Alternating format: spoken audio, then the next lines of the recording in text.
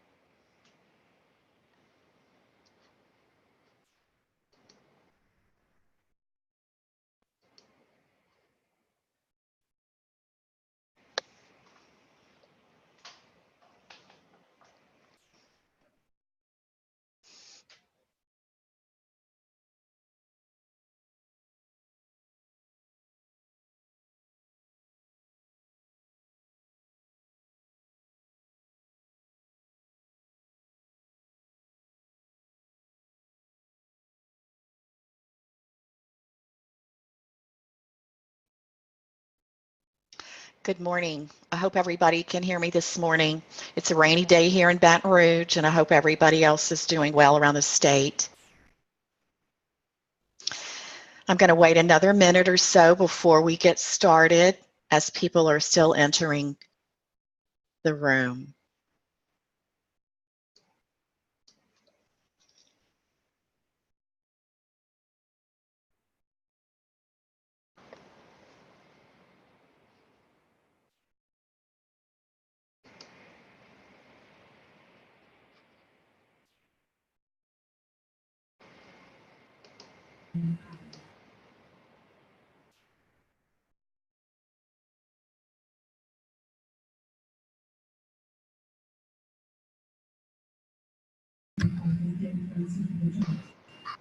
Hi, Ann. Good morning. How are you, Mr. Duga? Fine. Our internet came up. I am sure hoping it stays up. If it goes down, I apologize. No problem. I'm just glad you could join us this morning. I am too. We're going to get started in just a minute.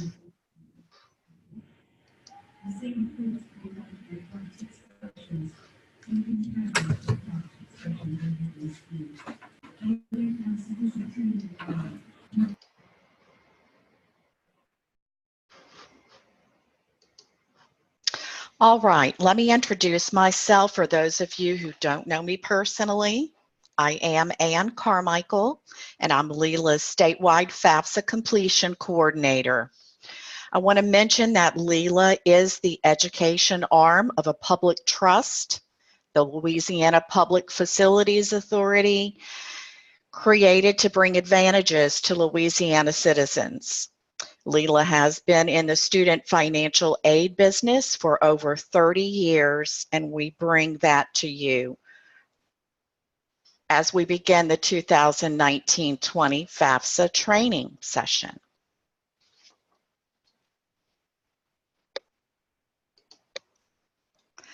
So today, some of the topics that will be covered will be the Federal Student Aid ID, the free application for federal student aid. We're going to be concentrating on the dependent student using parental data,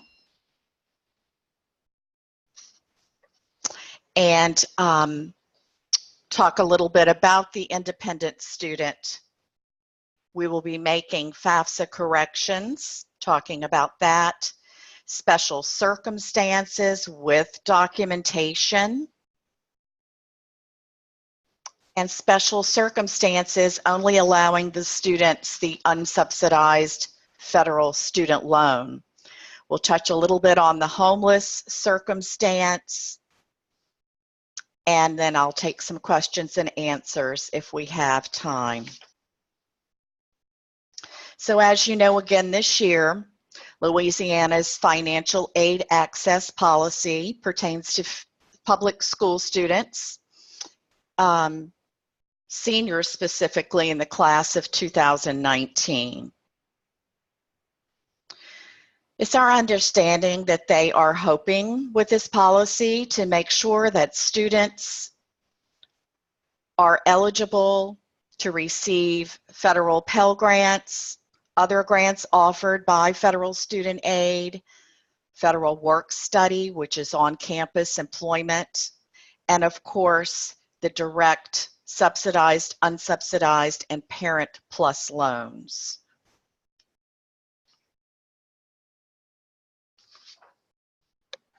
As most of you have already received our FAFSA completion guide, we hope that you've already distributed these to your students. This is a publication that we create every year for the senior class in the state of Louisiana. And for those of you who were unable to order your guides this year, we did run out quite early. We are offering this as a downloadable file on our website. So please feel free to download that and put it on your webpage if you choose to.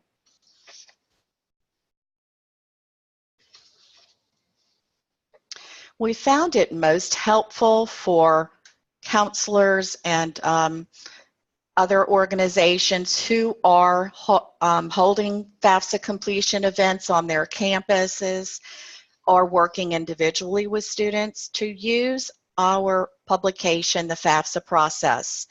You'll see here that our contact info is listed here at the top. So once you complete your session with the students or parents, they do have someone to call after the fact if they have additional questions. We also hope that you will use the flip side of our worksheet so that students and parents can record the information that they have so that they can use this again in the next year. We encourage students to, of course, record all their info and place in mom and dad's tax files so that next year they are ready to hit the ground running with all of their federal student aid information so that they can complete their next year's FAFSA without having to go through the process of retrieving. We're going to start out with the FSA ID, and it's important to note that applicants, such as students and parents, need an FSA ID to not only log into the FAFSA, but also to sign the FAFSA, to check student loan balances if they do choose to borrow for college. And also, if they borrow, they will need the ID to execute their master promissory note and also to complete their entrance and exit counseling. Make sure that applicants have this information available to them as they create their FSA ID. They will need a personal email address and their own mobile phone number. Remember that no information should be shared in either applicant's FSA ID. We found most students and parents that are having trouble signing their FAFSAs have run into these issues. Perhaps they've tried to share an email account or they have used mom or dad's personal mobile phone number in that alternate space when creating their ID. So make sure that they understand that no one can share information within the FSA IDs.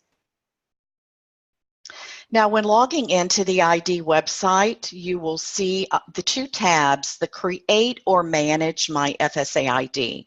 We'll start with Create so that applicants should be directed to use their personal email addresses, not a school issued address. As they graduate, federal student aid will have no way to contact them about their financial aid. So make sure they're using their own personal address, creating a username, and their own unique password. And of course, they must meet the criteria listed here. Also encourage them to show the text. Many students think that they're typing in a familiar password, but it may not be that way. So as long as they're showing their text and recording this info, they should be doing fine.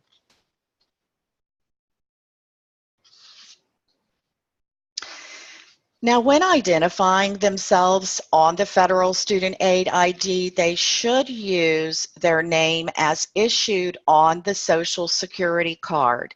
I had several students calling in yesterday. They couldn't sign their FAFSA. They'd done all the hard work of creating their FAFSA, but couldn't sign. And this was because they were not using their name, first, middle, and last name as issued on that card. Make sure that they understand this.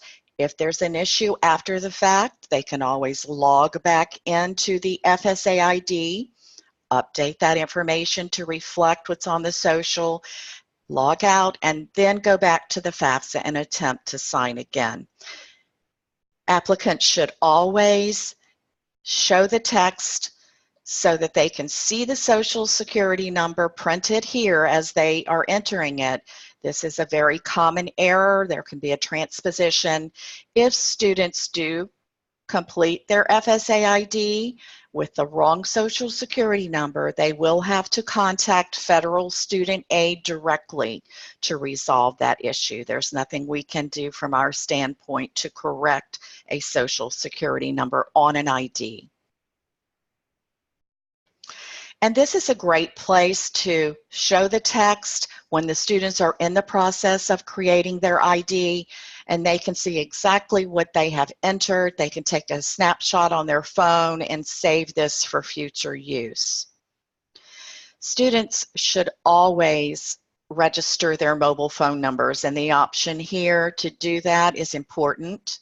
They'll then enter their personal mobile phone number. And although an alternate number is listed here as an option for the applicant, we encourage them not to enter an alternate phone number unless it's a landline.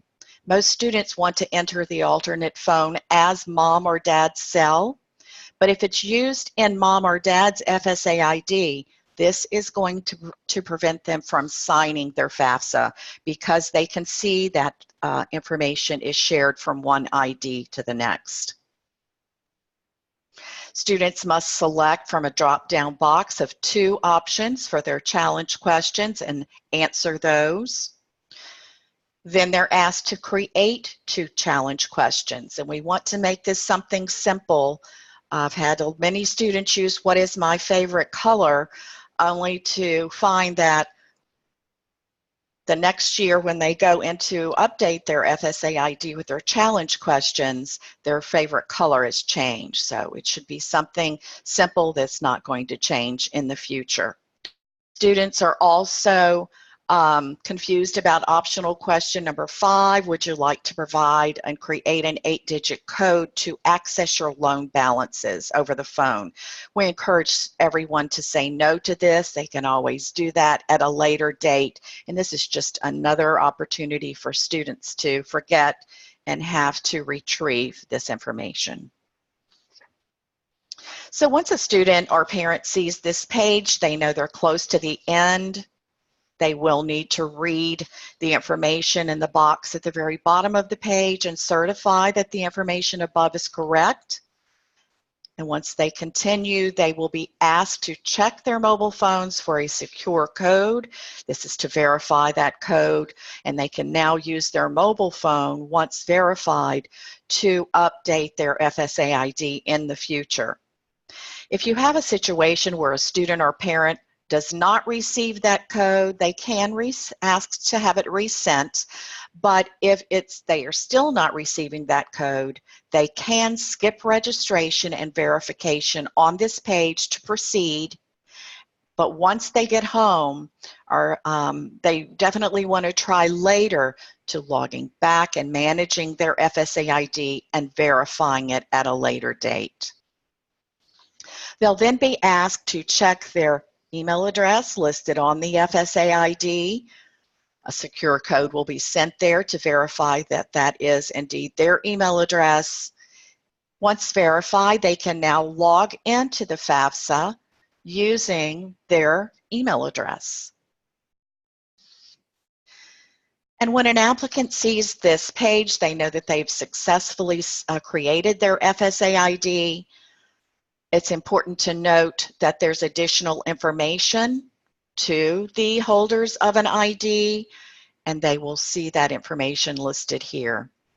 They can immediately go from the FSA ID page using the FAFSA.gov link listed here on this page, or they can go manually to FAFSA.gov. Before they get started on the FAFSA, applicants want to have this information ready and available to be able to successfully submit their FAFSAs. Students and one parent do need an FSA ID. They need their Social Security number, their driver's license number, if they have that available to them. Both student and parents' 2017 income tax records. And I'm going to add another caveat here. They also need their W-2 forms, and this is important in completing. Many times you have students and parents showing up at an event and they did not bring their 2017 return nor their W-2s or either or, and they are going to have to stop at that point and go back later to complete the FAFSA. They need records of their untaxed income, such as contributions to tax-exempt accounts, and they need records of their assets, and these are their cash savings and checking account balances, money market accounts, real estate investments, and business investments if they have over 100 employees. Then the student needs a good idea of schools they're interested in attending. Even though they haven't applied for admissions yet at this point, they do need to have that information available to them. Remember that these students will need in the future to complete their application for admissions at those colleges, because in many instances, a financial aid office will not begin to process financial aid for a student until they have been accepted. So encourage them to do that. Once you're at the FAFSA homepage, you will see plenty of resources here available for students and parents. First-time applicants want to, of course, select Start Here. We encourage, whether it's the student or the parent, to enter as the student so they can see the entire FAFSA form. They will then enter the username and password of the student himself, not the parents. Some parents will attempt to log in with their FSA ID, and when they do, federal student aid is assuming that the parent is going to college. So make sure that the student is entering his own username and password.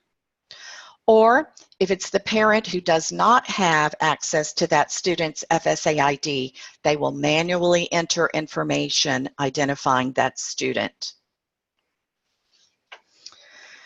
A student must accept the disclaimer provided here from Federal Student Aid to continue. And they'll want to begin the 1920 FAFSA. This is the FAFSA that's a requirement for graduation in public schools in the state of Louisiana.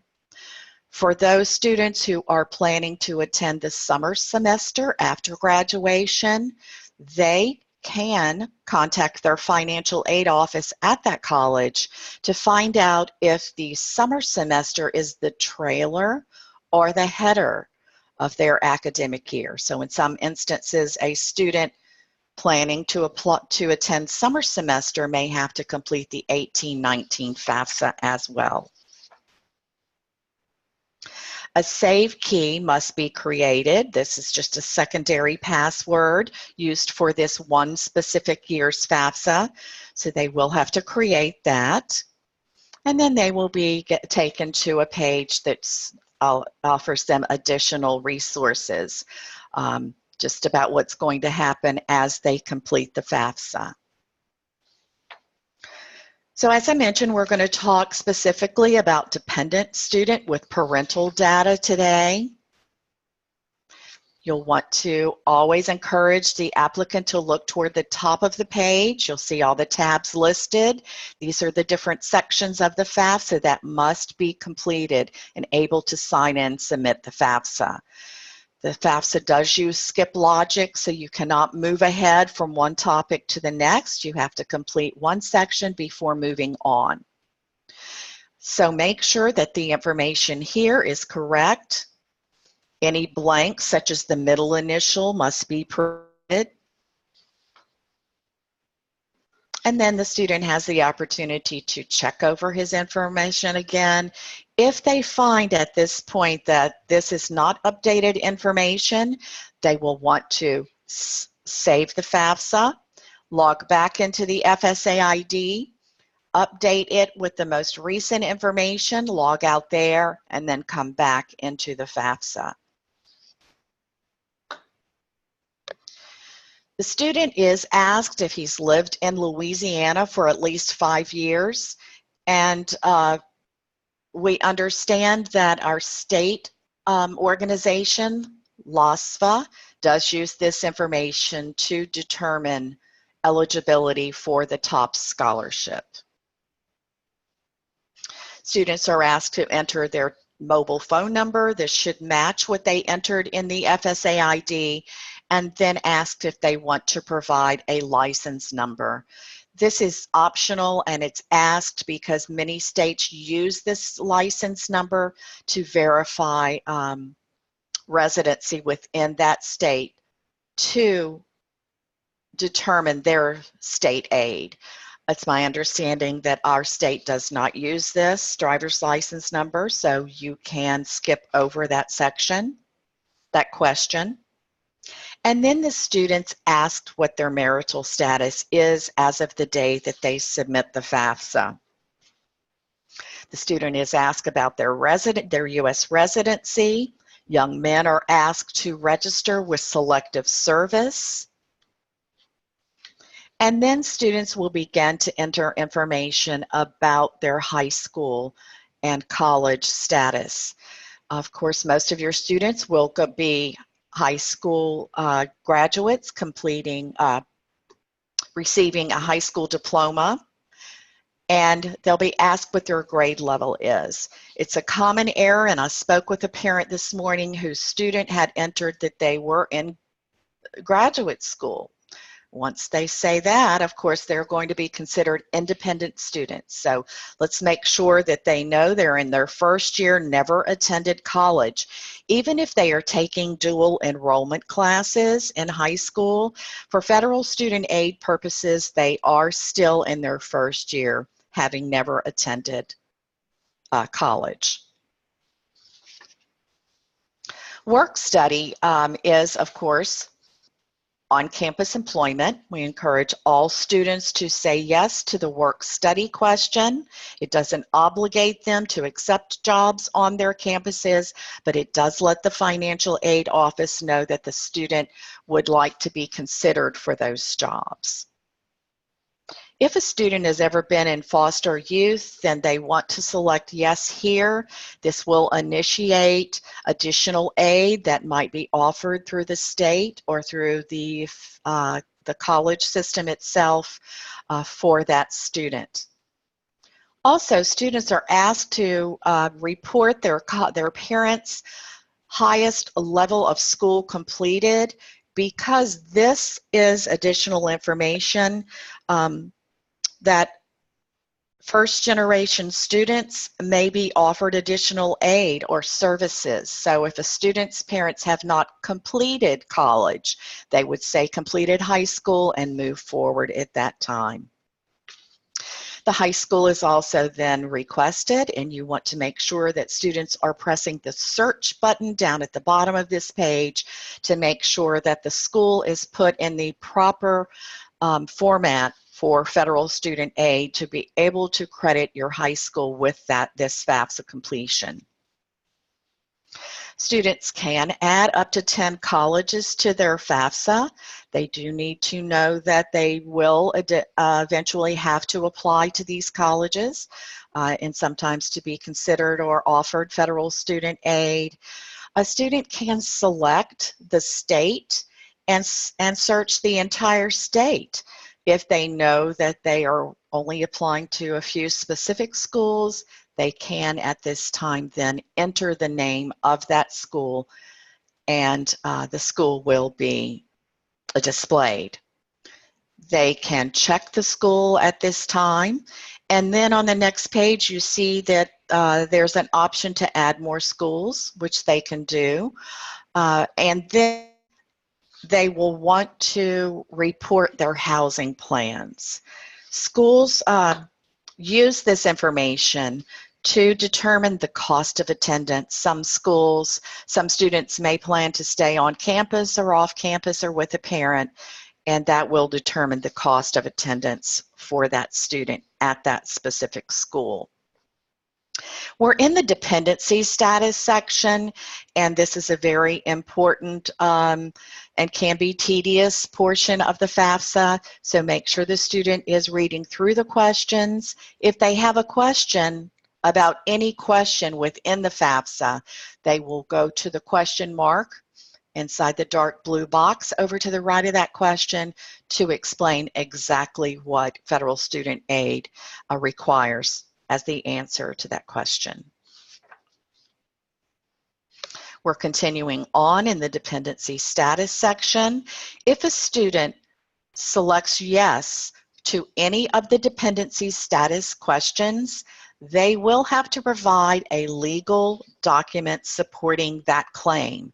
So make sure they understand that, and then they are beginning to gather this information as the financial aid office will ask for it to process their student aid. If none of these items pertain to the student, they have no document to support this claim, then they will select none of the above and move forward. If students are homeless or self-supporting and at risk of being homeless, they must have documentation showing this. So encourage students to talk to you about their situations, as I know you do. And if they are reported by your district as being in this situation, they must have a document from your central office. Some of you may call it an unaccompanied youth. I know districts handle this separately, but just make sure that the students have a copy of this documentation before they graduate, because they will have to show this to the financial aid office when they begin to go through verification. Students sometimes see this section as, instead of reading, I will provide information about my parents or I am unable to provide, this is not, I can't provide it as of this moment, or I don't feel like talking to mom and dad about it, or, you know, it's not convenient for me to do so. Only students who select I am unable to provide parental data will be considered as a dependent student. So you will note here that they're going to be shown this page. This will be shown to students who are considered dependent students but select I am unable to provide parental data. It explains to them exactly what's going to happen if they move on through the form without providing parental data. And they need to understand that the financial aid office will not be able to calculate an EFC for them. Therefore, they will not be offered any additional financial assistance other than federal student loans, and the unsubsidized loan at that. Which you all know that interest accrues on that unsub loan while the student is in college. So make sure they understand that if they're skipping the parental section of the FAFSA. The next most important part is who the student's parent is when he completes the FAFSA. And this is a great graphic to show that to you and to show to your students as you work with them. Basically, federal student aid wants to know the financial standing of that student, of the household that that student lived with the longest in the past 12 months. So it's very plain if parents are still married or if they live together and are unmarried. But it's important to know that no one in the category listed in the dotted lines toward the bottom of this graphic should complete or provide information within the FAFSA itself.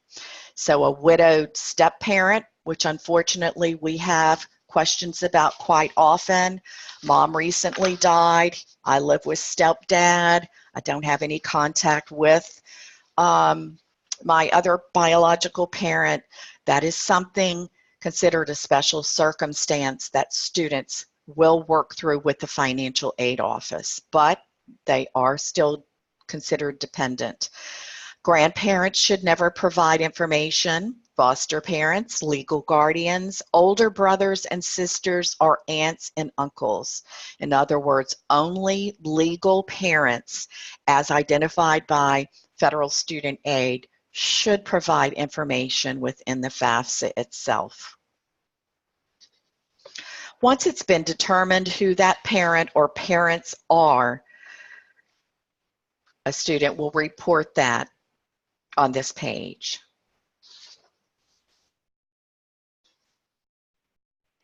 It's important for students to record who parent 1 is and who parent 2 is, because this will be important later when signing the FAFSA. You want to insert information about parent 1 and about parent 2, if applicable. And then the parent who has the FSA ID should enter their email address here, and it should match exactly what the parent listed as their FSA ID.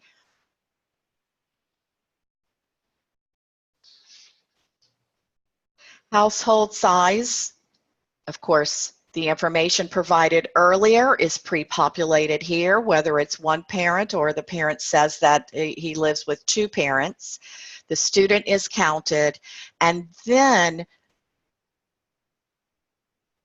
parents are asked to report any other children that live in the household, and these children have to be considered as if they were a dependent student for FAFSA purposes. So if a student is under 24, if they have no children of their own, just go back through those dependency status questions for each of those children that are going to be listed here, and then list those appropriately.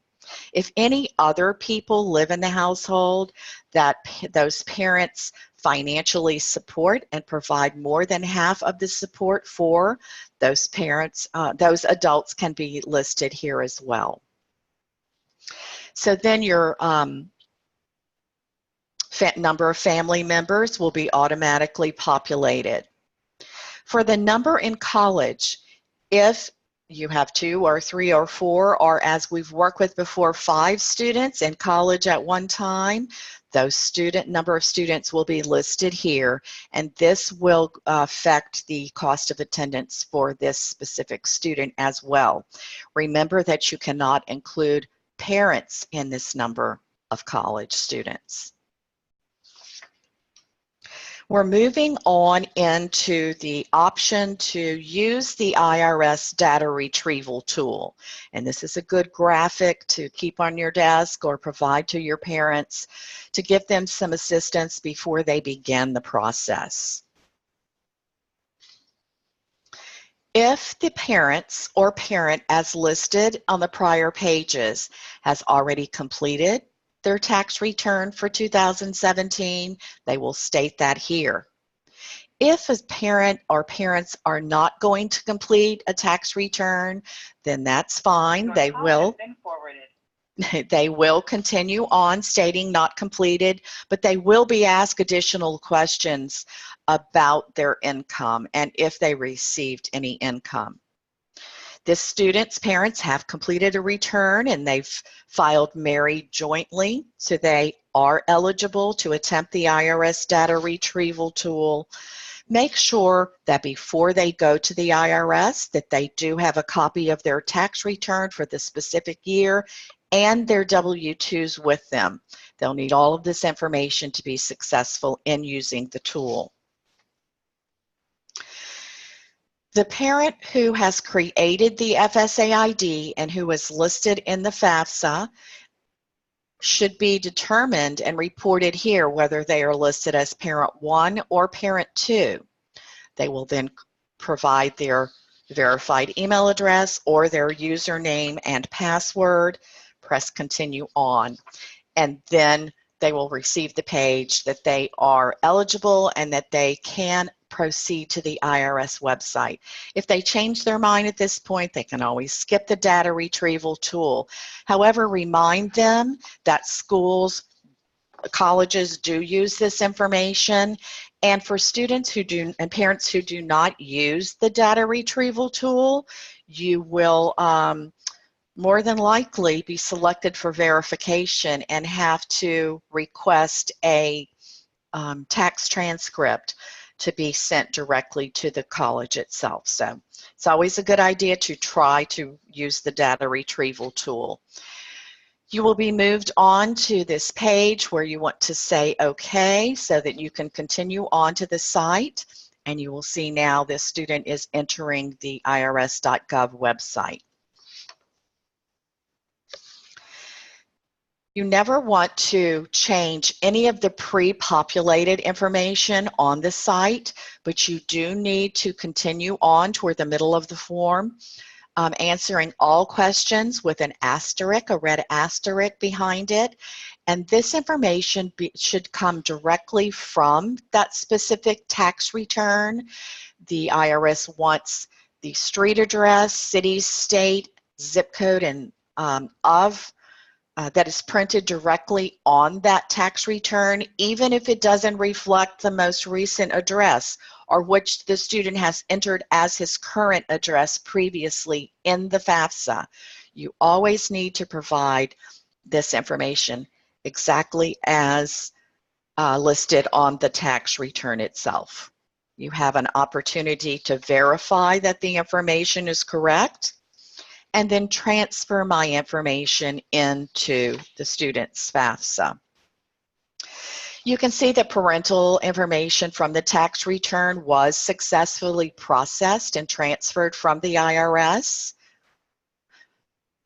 Now it's time to get the W-2s if you have more than one parent creating a FAFSA. Providing information within the FAFSA, and it's important to note that information will be asked from box 1, which are the wages, tips, and compensation. We'll be pulling information from box 8. We'll be pulling information from boxes 12A through D. This is why it's important to have those W-2s with you as you complete the FAFSA. Because if you have more than one parent with information provided on the FAFSA, you do need to take those W-2s and pull that information directly from them. You will not see gross wages from parent 1 and 2 on the IRS return itself, so you will enter that information here from the W-2s. Additional information will be asked of the parents. This information is not reflected on the IRS tax return, so it does need to be entered manually. And this is where you can get into some confusing questions, but always encourage the parent or student to select the question mark with the dark box over to the right-hand side of the question, read through the detailed description to be able to continue on and answer their questions. You can see that this section and most of the section, you have an automatic 0 here because you do not want to submit a FAFSA with any blanks. If that field does not pertain to that student or parent, make sure that they are entering a 0 here.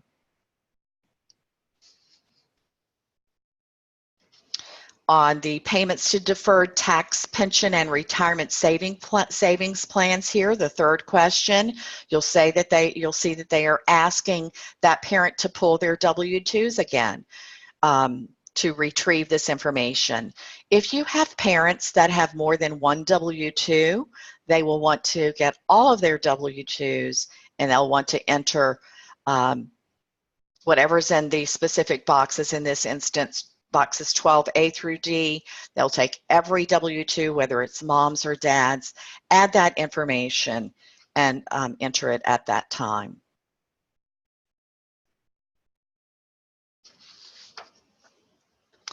Some students are given the option to skip questions about their parents' assets. As a rule of thumb, we always encourage parents or students to say, no, I do not want to skip questions. And then even if the answer to the question is 0, let's go ahead and put those zeros in. If not, if a student is not sure what his parents' investments, including real estate but not their home, if they do not understand a specific question, they can always go over to the question mark itself.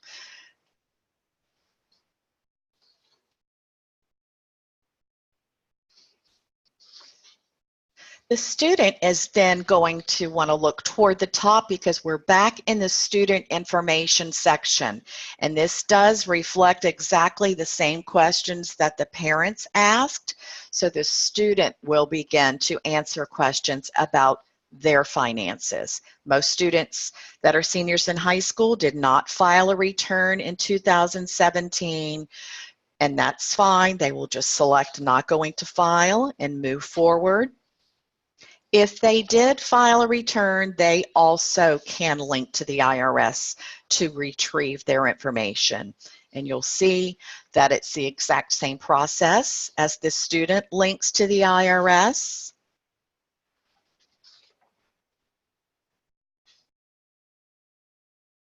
With his tax return, enters the street address exactly as it's reflected on his tax return, and chooses transfer my information into FAFSA.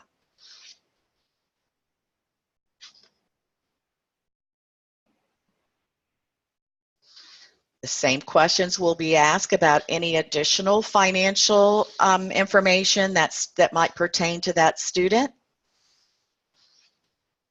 Always making sure everything is complete and there are no blanks left.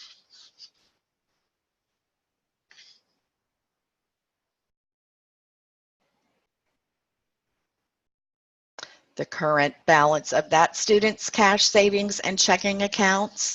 And I always check accounts as of the day I submit FAFSAs for myself or my own children, and just take a snapshot of that balance for each account that they hold, just in case the financial aid office asks for that later. Some students are concerned about who a preparer might be, and that would be someone who is preparing this on the student and parents' behalf, and someone that you are paying to submit your FAFSA. So this is the last opportunity to review all of the questions that the student was asked and that the parent was asked, and their answers to those questions. So it's a good time to go ahead and review before you move on to sign and submit, just in case there are some errors that you can catch beforehand.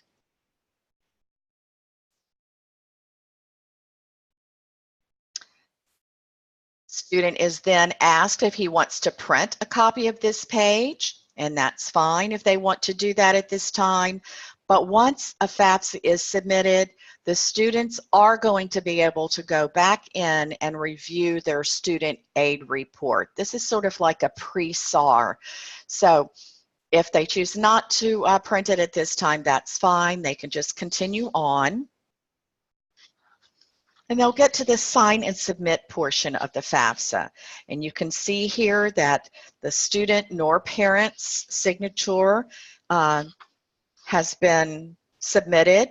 So students will, first of all, want to say provide a student signature. Because he's signed in using his FSA ID, he will not be asked for that again. He will agree to the terms listed above, and this is basically letting him know that the information, he's agreeing that the information that he has provided is correct. Then he will sign the FAFSA by selecting this tab. And you can see now that the student has signed the FAFSA. If he needs to save and exit the form and come back in later, when the student enters, when the parent comes back to enter information and sign and submit the FAFSA, he will be taken directly to this page and see that his signature is needed. He will sign the FAFSA stating if he is parent 1 or parent 2. So whichever parent is listed in the FAFSA that has that FSA ID, they would identify themselves at this time, agree to the terms, provide his username and password unless he's used the IRS data retrieval tool. If so, he will not have to provide it again at this time. And now you can see that both student and parent have successfully signed their FAFSA electronically. And it's time now to submit the FAFSA. Many times we see submitted FAFSAs, which they can go ahead and submit without signatures, which will alert Federal Student Aid that there's an error on the FAFSA. Once the FAFSA is submitted, whether it's complete or not, it does take 3 to 5 business days to process. So that student is going to have to wait another 3 to 5 days before that parent can log back in and sign the FAFSA. Then they will have to submit the FAFSA once again. And once submitted, they will receive a confirmation page. It will show the confirmation number, the date it was submitted and the time, and the data release number, which a lot of people overlook, but it is important to note that this data release number can be used by the financial aid offices at the colleges that the students have submitted their FAFSA data. And at that time, the financial aid counselor can make corrections to the student's FAFSA on his behalf without the student having to go back into their FAFSA, make needed changes as directed by that financial aid counselor, submit, sign again, and wait the 3 to 5 days to have that information updated. So it's important that students keep this confirmation page. A copy of it will go to the email address listed in the student section of the FAFSA. It takes 3 to 5 days to process, of course, as mentioned, and encourage students to read through this. This gives them further instructions on what to do now that the FAFSA has been submitted. Remind them that the FAFSA is only a vehicle to get their information to college financial aid offices to alert them that they are interested in receiving federal student aid on their campuses. So now everything is going on into the financial aid office realm, and the financial aid office will be the ones who will determine the student's aid. The expected family contribution is listed, and the colleges that the student has listed on the FAFSA. Of course, those are the schools that will receive his FAFSA data. It will not just go to every school, out there. The student does need to list that school on the FAFSA itself. So if a student is seeing an error when they're trying to sign the FAFSA, it's important for students to go back to that FSA ID, make sure all their information is correct in the ID, make any corrections necessary, log out, and then come back into the FAFSA. And same with parents. Make sure that parents know that their FSA ID should always be updated before they begin work on their student's FAFSA. That is a rule of thumb here. As parents call in for assistance, they usually call in with special issues, and that's the first thing we do here. Although they don't want to take the time, it's always good to check those IDs first and then log into the FAFSA to begin looking for other errors.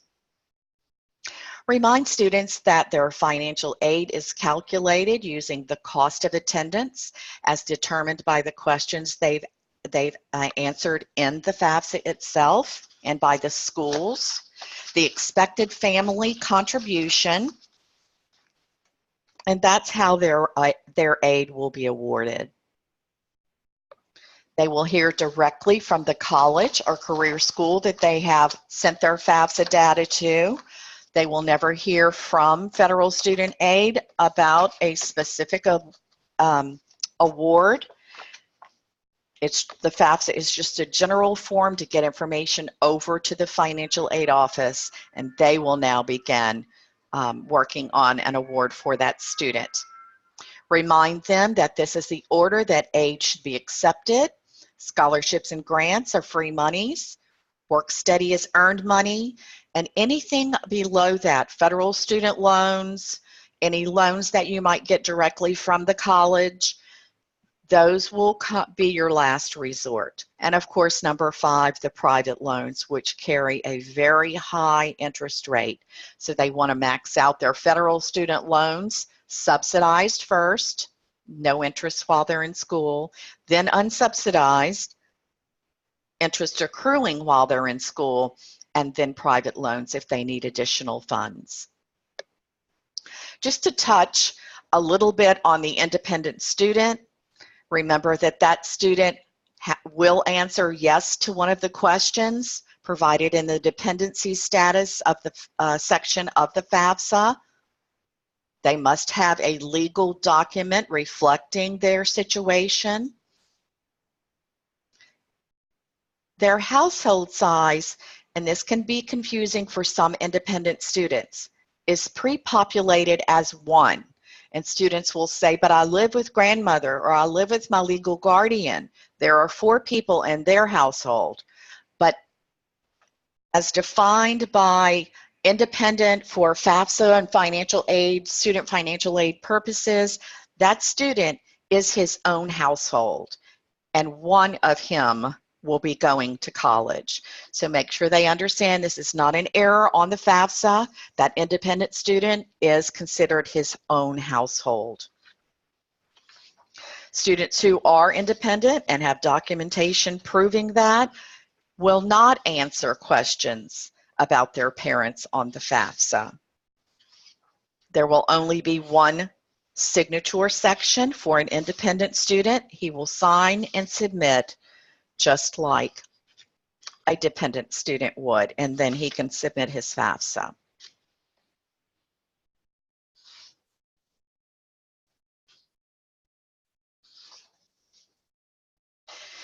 Now, briefly on making FAFSA corrections.